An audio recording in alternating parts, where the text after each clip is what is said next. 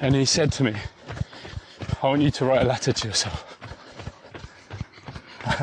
All right, Grandad. All right. I was like, what are you talking about? Because I want you to write a letter to yourself to be opened in a year. All right. Yoga and yoga.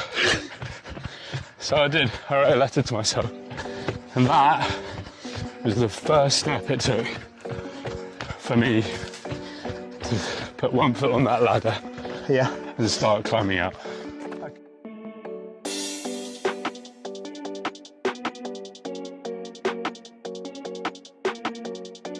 If you don't mind me asking, you don't have to give their name, but who was this person, the relationship? That was just a bit of a mentor. Someone that had maybe seen some hope in me. And he's like, I wanted to write this letter.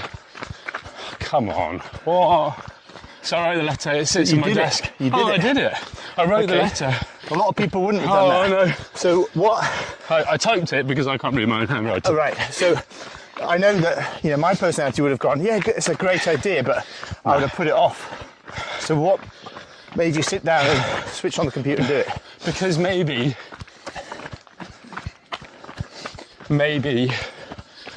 I'd run out of ideas. Yeah. Maybe I'd run out of ideas. Okay. And someone just give me that bit of a kick. I'm amazed I'm still breathing. You're doing great. What are we in? 25 minutes. Oh, look at that. Don't mention the pace. Oh, though. don't mention that. No, we're talking about the pace. This is good aerobic training.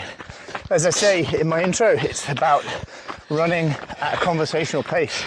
And you actually realise it's actually not the that time's difficult, gone is it? and you just go. And we've covered quite a lot, but are you good to go? Keep going? Yeah, I'm great. I'm great to go. Okay. So I wrote this letter, printed it out, because I've got to read my own handwriting.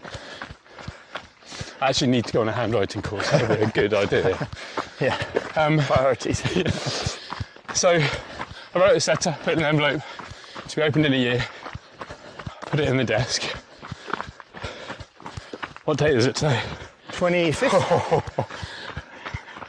We missed it. When was it? Well, it was the 20th of August. Okay. And we missed it. And that letter has never been opened. You've not opened it? No. And my point being, well, the contents of the letter is irrelevant. It was that one little step. I don't think I'll ever open it. I don't see... Where is it? It's on your desk? It's on the desk. So you see it? I see it. It's tucked away behind the old passports with things cut off. And, Yeah. And the sort of old bit of Yoo-hoo and a bit of blue tack. Yeah. But it's irrelevant. The contents are irrelevant. So I just want to touch on something. You said what's in it's irrelevant. Yeah. But it's a very important thing. So it was the first step for you to write this letter to yourself? Yeah. With the idea of what? Saying? It was just so, where do I want to be in a year's time? And it wasn't financial, it was kind of holistic. It was like, do I want to be in the same place with my family? Yeah. What do I want to have achieved potentially? Yeah. And I think it was the process of writing the letter and having to, look at myself in the mirror. So I did it, and then I went on a course. Because what it was about was actually, because I have this, as I say, this face that people just do tell me stuff. If we get into London Heathrow on a dark and stormy night, and someone would just tell me about their vasectomy or how their relationship was in turmoil, and I'm like, oh, okay. So I'm just trying to chip. We just try and land the plane. Yeah. So I went on what's What called was the course? Yeah. It's called mental health first aid course. Okay. And it's to support people in that instance when they need to be heard. Yeah. And they need to be seen. But because we feel uncomfortable talking about people's mental health, we kind of we do that. Yeah. So I did that, and through the process of some courses I trained as a listener to take phone calls and speak to people that were potentially struggling with that, what things going on. Yeah. Because that's what I'd always done naturally. I'd always been that people would just come to me. So some phone calls were, it was predominantly pilots or people that were supporting pilots. This is what's known as a peer support volunteer. Yep. People within the same industry who know what it's like to get out of bed at 4 o'clock in the morning, to carry a bag of sick, Yeah. to argue with air traffic control, Yeah. all those things that come with the job. And then some of those,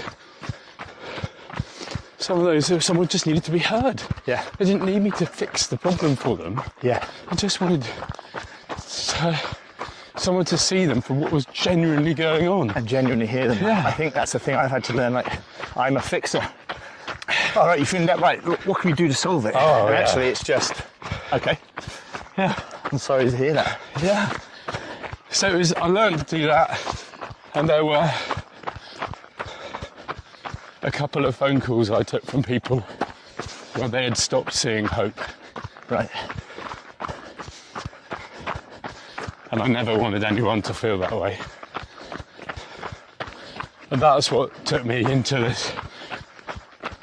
the other end of support, which is suicide prevention. Because what we know is that the majority of people thinking about suicide, they don't want to die. Yeah. They just want the pain to stop. Yeah. And that pain can come from so many things. We talk about 5 factors that make it really, really commonplace, and anyone can have thoughts of suicide. But it's when they become more persistent. We talk about suicide behaviours when someone prepares or plans or acts on those thoughts. Yeah. And I thought, well, I've had a few phone calls where I've taken someone from a place of serious isolation and serious danger Yeah. to like, oh goodness, life can be all right. There might be hope. There might be a different way of looking at it, a different perspective Yeah. from the darkness of this black box or whatever it is they might feel that they're in. And I was like, right, I've got a training background. I've trained people how to fly in and out of weird and wonderful places in quite intense moments. Yeah. I've got a face for radio. I've got a face for people to. Well, I was like, what if I put these skills together? What if I could train other people how to hold hope for someone else? Yeah.